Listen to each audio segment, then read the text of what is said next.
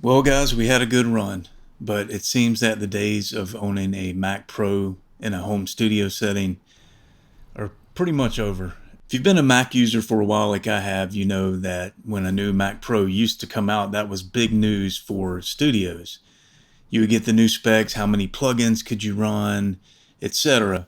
The last version of the Mac Pro, that some call the cheese grater Mac Pro, it kind of started to get priced out of most people's price range that have a home studio, even if you're doing it full time or professionally. If you're an Apple enthusiast like I am and you follow any of the Apple rumor websites, you know over the last year and a half or 2 years, there's been a rumor floating around that there were going to be more affordable Mac Pros introduced, hopefully around like 1999, how they used to be. Yesterday was Apple's WWDC for 2023, and we got the news about new Mac Pros. So I was excited. I was texting my brother-in-law, Stephen Von Haking, because we've been talking about what we would do next, moving on from the 2013 era Mac Pros, affectionately called the Trash Can Mac Pro. Hoping to talk to Stephen about the good news, and Apple dropped this bomb, starting at $69.99.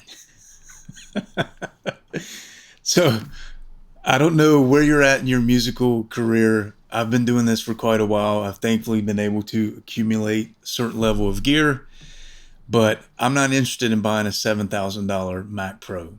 So where do we go from here? That's what I want to focus on. Now let me back up a little bit. About 2 years ago, my trash can Mac Pro started to have some issues. It would just intermittently power off immediately, no warning. And so I started looking around at the time. I think the cheapest Mac Pro was maybe $49.99 or $59.99. That's still not really what I'm interested in. I think the most I've ever paid for a studio computer has probably been about $3,500, which was a stretch even then. So I took this Intel Mac Mini and just maxed out all the specs that I could to get as close to that 2013 Mac Pro and even exceed it in some areas. And the reason I chose an Intel Mac Mini at the time is most plugin developers hadn't ported over their plugins for the Apple Silicon M1 chips. There was no clear timetable on the development of a lot of those, so I didn't want to be stuck where I had projects that I couldn't use the plugins and things that I'm used to using.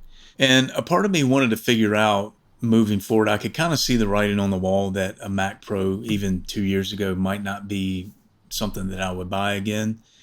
And so I wanted to take the next best option, which at the time was the Mac Mini, and really put it to the test. Well, the good news over the last 2 years, I've done tracking, I've done mixing, and I use a Pro Tools HDX rig.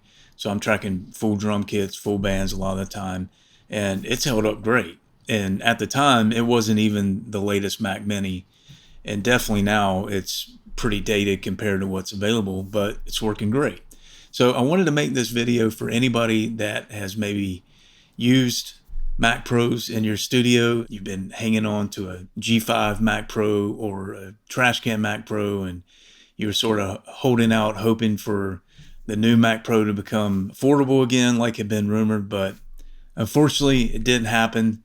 It's kind of sad. I mean, you get used to a certain thing whenever the new one would come out. It's always cool to see what it looked like, to get it in your space. And a lot of them visually looked cool in the studio. It was sort of a statement piece.